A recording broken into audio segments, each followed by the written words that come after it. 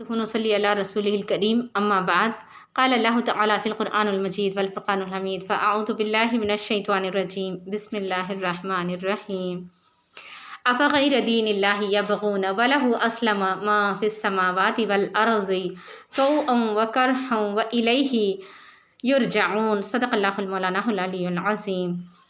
अज़ीज़ सामाईन, अस्सलामु अलैकुम व रहमतुल्लाहि व बरकातुहू। आज मैं आप लोगों के सामने इंसान की गुमराही के 3 रास्ते बताना चाहूँगी। इसमें से सबसे पहला रास्ता, इंसान के गुमराह होने का सबसे पहला रास्ता जो है वो है नफ्स की बंदगी। नफ्स की बंदगी क्या है? इंसान की ख्वाहिशात, जब इंसान जो है अपनी ख्वाहिशात की पैरवी करने लग जाता है तो इंसान को गुमराह करने के लिए एक काफ़ी हो जाता। इंसान जब रुपया पैसा कमाने के पीछे इस तरह से लग जाता कि उसकी इज़्ज़त और शोहरत उसको इतनी अजीज़ हो जाती, उसके आराम और आसाइश उसको इतने अजीज़ हो जाते हैं कि वो हलाल और हराम को भूल जाता है और सिर्फ अपने नफ्स के पीछे लगा रहता है।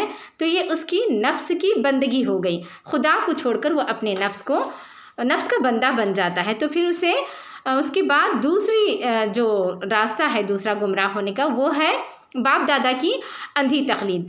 जब इंसान अल्लाह रब्बुल इज़्ज़त को छोड़कर अपने बाप दादा के बताए हुए तरीक़े पर, उनके रसूम व रिवाज, उनके अक़ाइद, उनके ख़यालात, उनके रंग ढंग को अपनाता चला जाए, उनका ग़ुलाम बन जाए, तो उसे ये हक़ नहीं बनता कि मैं मुसलमान हूँ। ये कहने का उसको हक़ नहीं बनता, क्योंकि वो कर तो वही रहा है जो उसके बाप दादा करते चले आए हैं, ना कि वो खुदा की इताअत कर रहा है।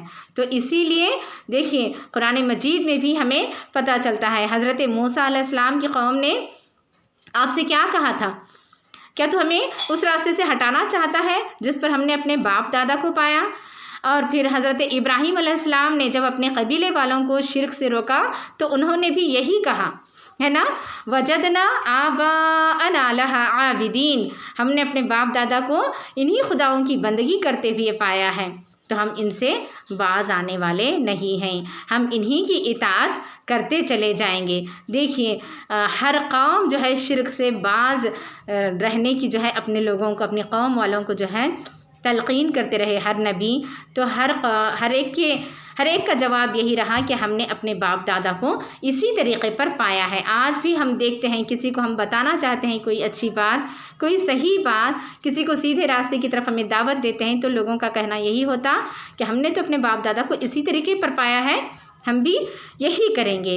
तो ये गुमराह होने का दूसरा सबब हो गया बाप दादा की अंधी तकलीद।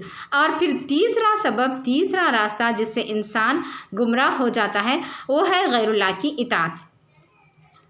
तीसरा रास्ता कुरान मजीद ने ये बताया कि इंसान जब खुदा के हुक्म को छोड़कर दूसरे लोगों के हुक्म मानने लगता है और ये ख्याल करता है कि फ़लाँ शख्स बड़ा आदमी है, उसकी बात पक्की है, या फ़लाँ शख्स के हाथ में मेरी रोज़ी रोटी है, इसलिए उसकी बात हमें माननी चाहिए, या उसकी दुआ में बहुत असर है, कहीं वो मुझे बद्दुआ ना दे दे, या उसकी दुआ की वजह से क्या है मेरा फ़लाने काम बन जाएगा, ये सोचते हुए वो किसी शख्स की जो है उसकी इताअत करने लग जाता है। खुदा की हिदायत का रास्ता छोड़कर बंदों की इताअत के पीछे लग जाता है, तो इंसान क्या हो जाता? गुमराह हो जाता है। देखिए यानी आदमी सीधे रास्ते पर उस वक्त तक हो सकता है जब उसका खुदा एक हो, ना कि कई खुदा, सैकड़ों हज़ारों खुदा जिसने बना लिए हों। जैसे अपने नफ्स को भी उसने खुदा बना लिया, अपने बाप दादा को भी उसने खुदा बना लिया, तो ये क्या हो गया? इंसान गुमराह हो जाता है। इसलिए कुरान मजीद की एक आयत भी मैंने शुरुआत में आप लोगों के सामने तिलावत की, उसमें भी यही फरमाया गया, सूरह आल इमरान की आयत नंबर 83, यानी क्या वो खुदा की इताअत के सिवा किसी और की इताअत चाहते हैं? हालांकि खुदा वो है कि ज़मीन और आसमान की हर चीज़ चार और नाचार उसी की इताअत कर रही है और सबको उसी की तरफ पलटना है। अज़ीज़ सामाईन, हम तमाम को गुमराह होने से बचना चाहिए, अपने नफ्स को कंट्रोल करना है, अपने आप को कंट्रोल करना है, गैरुल्लाह की इताअत छोड़कर, बाप दादा की अंधी तकलीद छोड़कर सिर्फ़ और सिर्फ एक वाहिद खुदा की हमें इबादत करने की ज़रूरत है। वाखिर दावाना अनिल हम्दुलिल्लाहि रब्बिल आलमीन।